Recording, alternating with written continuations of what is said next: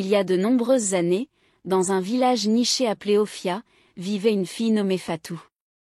Celle-ci avait perdu sa mère alors qu'elle était encore bébé, à cause de complications liées à l'accouchement. Le père de Fatou, Sékou, se remaria quand Fatou avait 4 ans avec Aminata. Aminata était une femme charmante en apparence.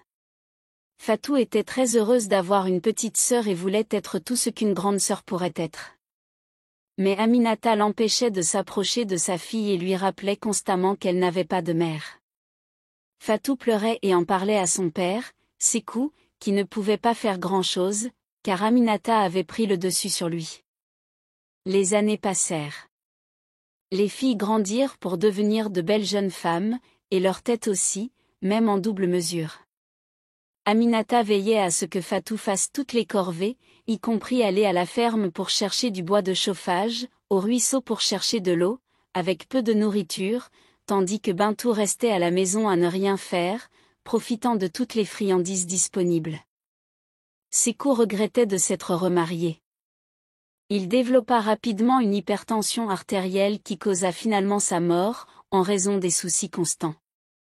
Fatou était laissée seule dans ce monde cruel, en tant qu'orpheline, et était traitée très mal par Aminata et Bintou. Le prince d'Ophia était parti du village depuis l'âge de 6 ans pour ses études primaires, secondaires et tertiaires à l'étranger.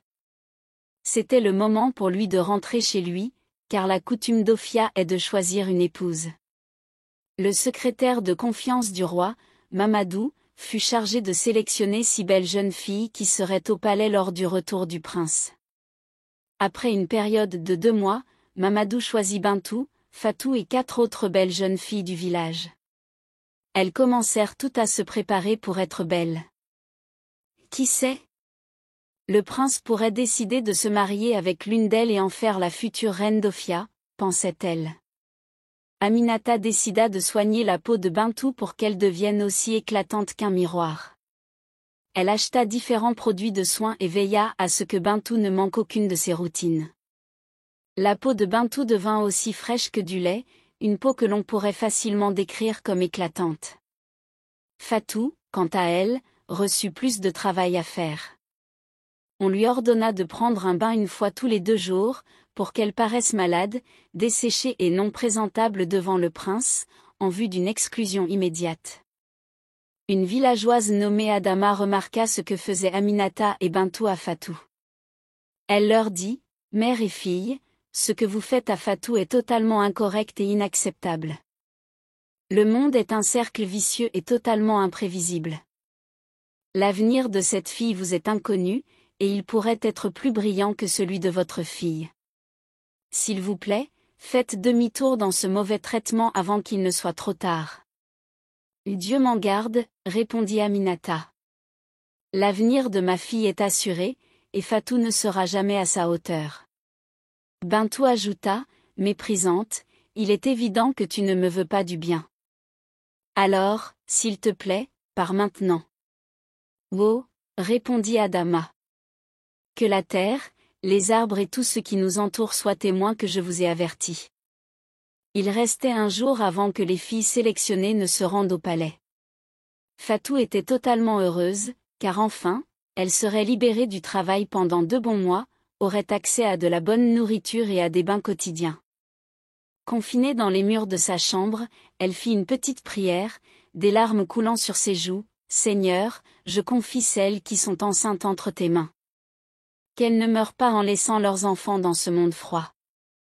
Garde-les en vie pour élever leurs enfants, et que leurs enfants ne finissent pas comme moi, Fatou, à travailler du matin au soir sans nourriture, à ne prendre un bain qu'une fois tous les 2 jours, sans beaux vêtements, sans bonnes chaussures, sans amis, sans père, sans mère. Juste moi. » Elle s'arrêta et pleura longtemps, puis conclut sa prière par « Que ta volonté pour ma vie soit faite alors que je déménage au palais demain. » Le jour arriva. Bintou avait rangé tous ses beaux vêtements, bijoux et produits de soins dans sa boîte, tandis que Fatou n'avait ni boîte ni bons vêtements à emporter. Elle décida donc d'y aller avec ce qu'elle portait, car la seule chose importante pour elle était de quitter la maison. Dès qu'elle sortit pour rejoindre Bintou, Aminata lui ordonna de rentrer à l'intérieur. Pour la première fois, Fatou questionna ses ordres et demanda « Pourquoi ?» Aminata lui répondit par une gifle très violente « Alors, tu veux aller au palais pour leur dire que tu travailles du matin au soir sans être nourrie, et que tu portes une seule robe, pour leur faire croire que je ne m'occupe pas de toi, hein, sorcière ?» Fatou dit « Mère, s'il te plaît. »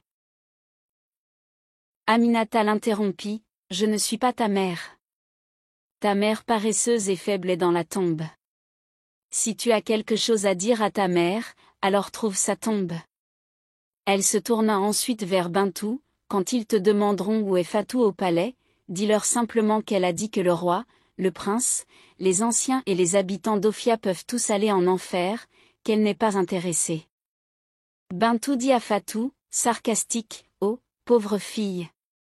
Essaie d'avoir une mère dans ta prochaine vie. » Elle prit sa boîte et partit pour le palais.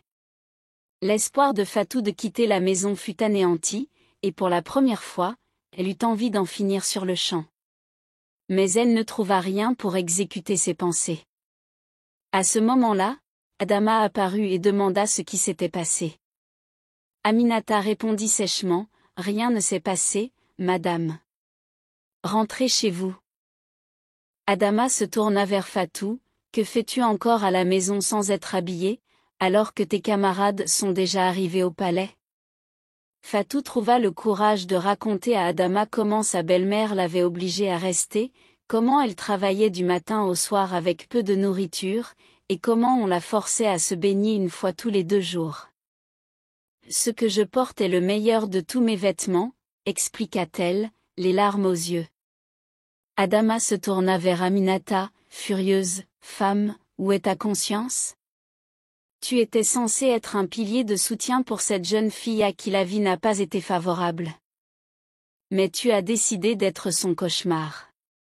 Comment dors-tu la nuit en sachant que tu vis sous le même toit que quelqu'un qui n'a pas mangé ni pris de bain ?» À ce moment-là, Fatou était tellement brisée qu'elle murmura, « Madame, comment puis-je mourir maintenant ? Je ne peux plus continuer à vivre dans ce monde misérable. » « Ne dis plus jamais cela, » répliqua Adama. « Tu es un enfant du destin. Peu importe ce que Aminata et Bintou ont fait, tu dois accomplir ta voie. » Elle menaça Aminata, « Si tu ne la laisses pas partir immédiatement, j'irai te dénoncer au roi. Bintou sera expulsé, et vous serez toutes 2 punies. » Aminata n'eut d'autre choix que de laisser Fatou rejoindre les autres. Elle lui fit prendre un bain complet et lui donna quelques vêtements de sa fille.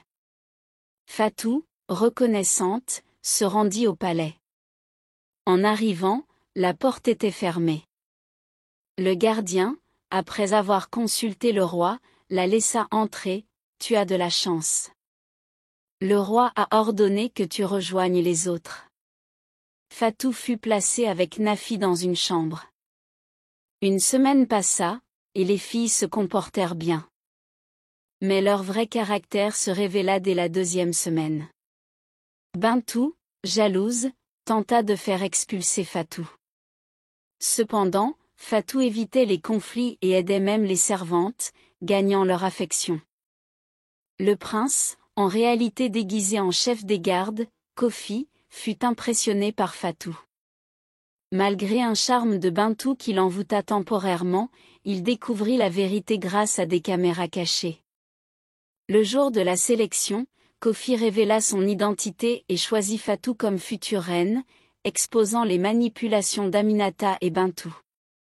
Humiliées, celles-ci quittèrent le palais en courant. Des mois plus tard, Bintou, enceinte d'un homme payé par le roi pour la tester, devint mère célibataire, tandis que Fatou, couronnée, trouva enfin la paix et l'amour auprès de Kofi.